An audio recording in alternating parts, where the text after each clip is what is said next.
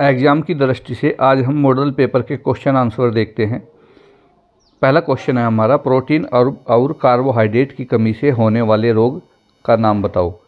तो देखिए, पहला ऑप्शन है ए क्वाशियोरकर, बी रिकेटस, सी कुपोषण और डी मैरास्मस सूखा रोग। तो इसका आंसर होगा आपका मैरास्मस सूखा रोग। वैसे अगर हम देखें तो प्रोटीन की कमी से क्वाशियोरकर और मैरास्मस दोनों रोग होते हैं, लेकिन इन्होंने पूछा है प्रोटीन और कार्बोहाइड्रेट, तो इसकी कमी से होता है मैरास्मस सूखा रोग। क्वेश्चन नंबर 2, शुक्राणु स्पर्म के भाग होते हैं। तो देखिए, शुक्राणु जो है स्पर्म होता है और इसके भाग होते हैं 1, 2, 3, 4। तो इनमें से जो ऑप्शन आपका सही होगा वह होगा 3। तो शुक्राणु अर्थात स्पर्म के तीन भाग होते हैं। नेक्स्ट क्वेश्चन है, मानव शरीर की मास्टर ग्रंथि का नाम बताओ। ऑप्शन है आपका पीनियल ग्रंथि, पीयूष ग्रंथि, थायराइड ग्रंथि, एड्रिनल ग्रंथि। तो इसका आंसर है आपका पीयूष ग्रंथि, पिट्यूटरी ग्लैंड, ये मास्टर ग्रंथि कहलाती है। नेक्स्ट क्वेश्चन है आपका, पौधे और जानवर जिस अम्ल को बनाते हैं उस अम्ल का नाम बताओ। ऑप्शन ए कार्बनिक अम्ल, बी खनिज अम्ल, सी जैविक अम्ल और डी सिरका। तो सभी जो पौधे और जानवर हैं वह जैविक अम्ल बनाते हैं। नेक्स्ट क्वेश्चन है, रुक्षांश सहायता करता है शरीर को रोगों से बचाने में, मल की आवाजाही में, ऊर्जा प्रदान करने में, शरीर के विभिन्न अंगों का निर्माण तथा मरम्मत करने में। तो देखिए, रुक्षांश जो होता है वह मल की आवाजाही में सहायता करता है। नेक्स्ट क्वेश्चन आपका, रेशम फाइबर हमें रेशम के कीड़े से मिलता है। आप सभी जानते हैं रेशम के कीड़े के जीवन चक्र के दौरान किस चरण में सिल्क फाइबर मिलता है। देखिए, रेशम के कीड़े के चक्र होते हैं, ऑप्शन है आपका ए है, बी है, सी है और डी है। तो ये कब मिलता है हमें रेशम, जब ये सी अवस्था में होता है, इस अवस्था में।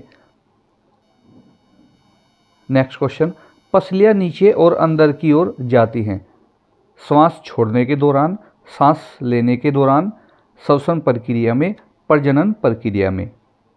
आप सभी को पता है, जानते हैं आप सभी कि जैसे ही हम सांस छोड़ते हैं तो सांस छोड़ने के दौरान हमारी पसलियाँ जो है नीचे की ओर जाती है और अंदर की ओर जाती है। तो ऑप्शन नंबर ए आपका सही होगा।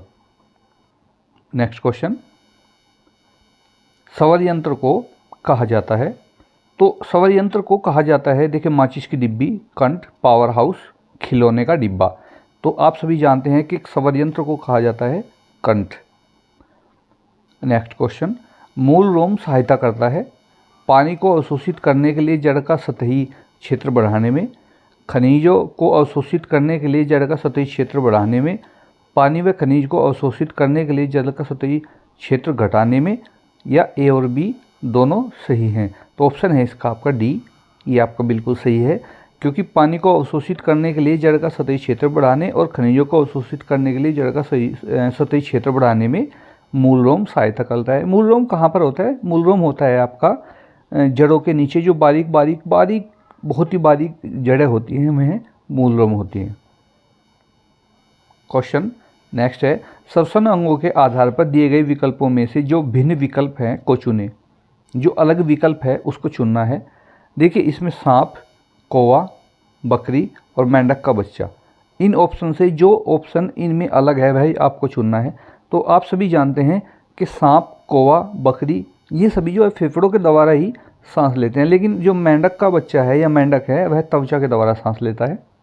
तो ये आपका अलग होगा। नेक्स्ट क्वेश्चन, नाइट्रोजन स्थिरीकरण होता है।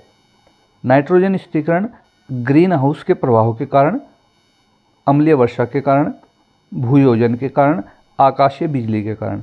इससे पहले मैंने आपको जो सीरीज प्रोवाइड कराई थी, ये सभी क्वेश्चन मैंने आपको उसमें करा रखे हैं। देखिए, नाइट्रोजन स्थिरीकरण कब होता है? जब आकाश में बिजली चमकती है ना, आकाश से बिजली कड़कती है, तो तब जो है नाइट्रोजन का स्थिरीकरण होता है।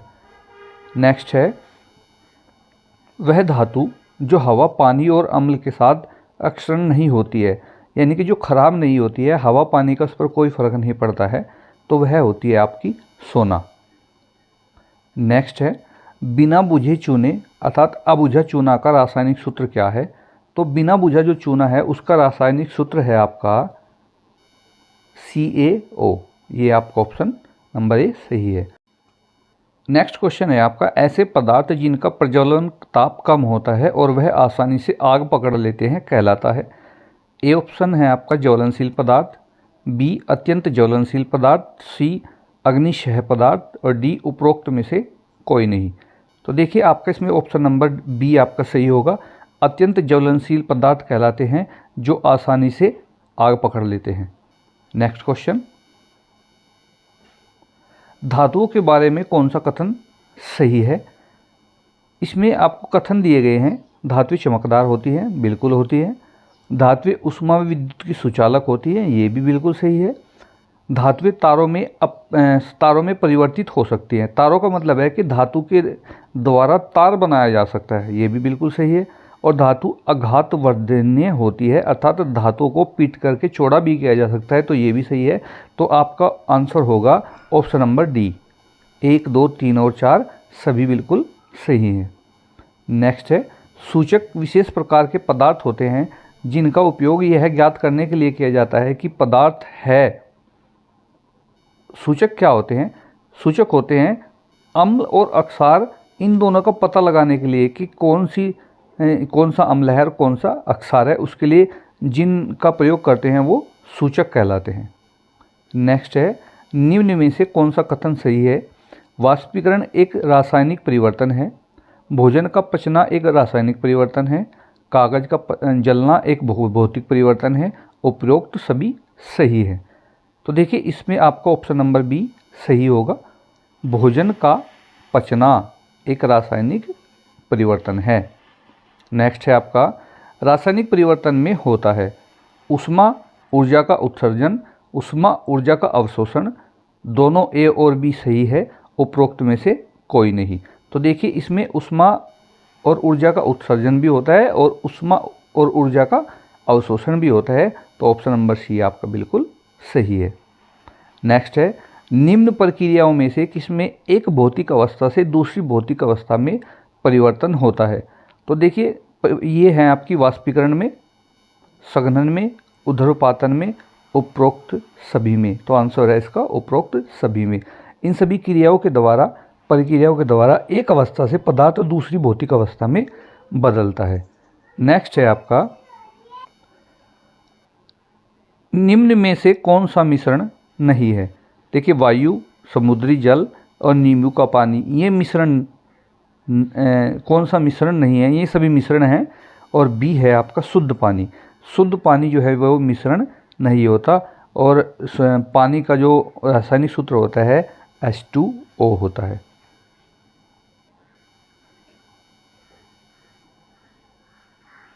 नेक्स्ट है आपका डायमंड और ग्रेफाइट है। देखिए डायमंड और ग्रेफाइट ऑप्शन ए अपरूप, बी समस्थानिक, सी समावयक, डी समाकृतिक। तो डायमंड और ग्रेफाइट हैं आपके अपर रूप।